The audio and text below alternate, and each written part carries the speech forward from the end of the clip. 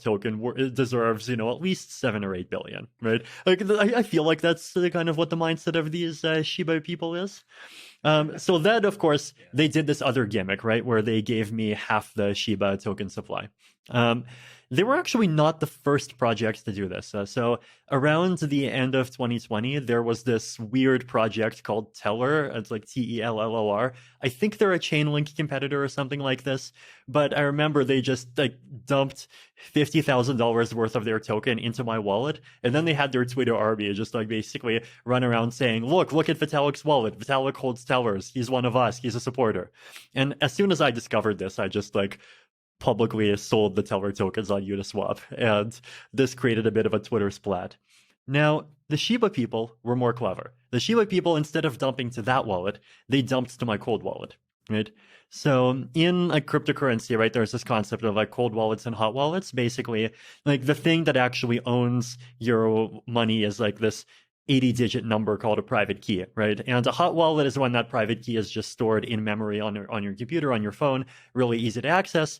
Cold wallet means it's either written down on a piece of paper, or it's on a computer that's just never accessed the internet, right? So cold is very inconvenient, but cold is also much more secure, right? Because even if that computer has some like viruses on it, like it's like air gapped, it's not actually going to be able to upload it. So this cold wallet, and like all the money is out of the cold wallet, so it's safe for me to talk about my setup now, right? But it was a laptop that was, I was also kind of definitely a bit worried about, or uncertain, I guess, how the public and, including the coin communities would perceive the whole thing.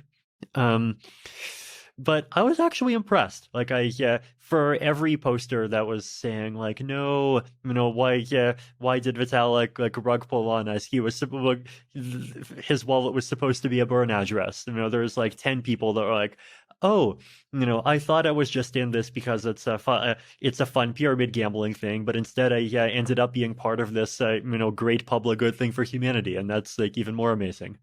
So the amount of that I got was very impressive. So all in all, I think the dog people did great. The dog people. Is there something you can extend to the bigger picture of it? In the principles you applied to making this decision, is there some principles, philosophies that you apply also to the decisions you make around Ethereum? I think a big one for me is just this idea that crypto, isn't just an opportunity to give people like slightly better ways to save value and all of these things. Like it's also an opportunity to like basically create these like new digital institutions that could like serve the public good in new ways.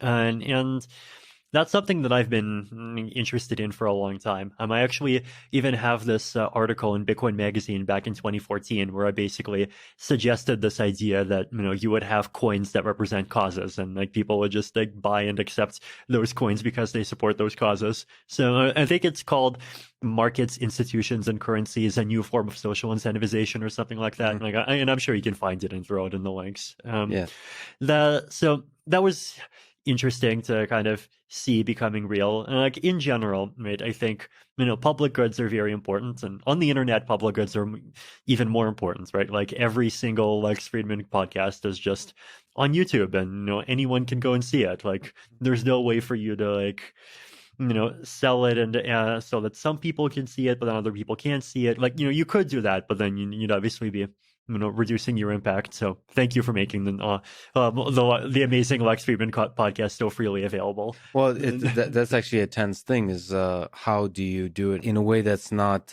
controlled in a centralized fashion? Because actually YouTube feels free and open, but it nevertheless is one company making centralized decisions. And the first time I realized YouTube is not forever is when a lot of the Joe Rogan Experience library was pulled from YouTube as part of the Spotify deal. And it made me realize we need to, it's like the realization that fiat money is centralized, is realizing that, this is not forever, and you might want to come up with schemes to distribute it to decentralize the control of it in the way that audio for podcast is with just an RSS feed. Exactly. No, and I think one of the kind of philosophical things that I hope to achieve is kind of decouple the concept of public goods, which are incredibly important and are the lifeblood of modern civilization, from the idea that there is or can be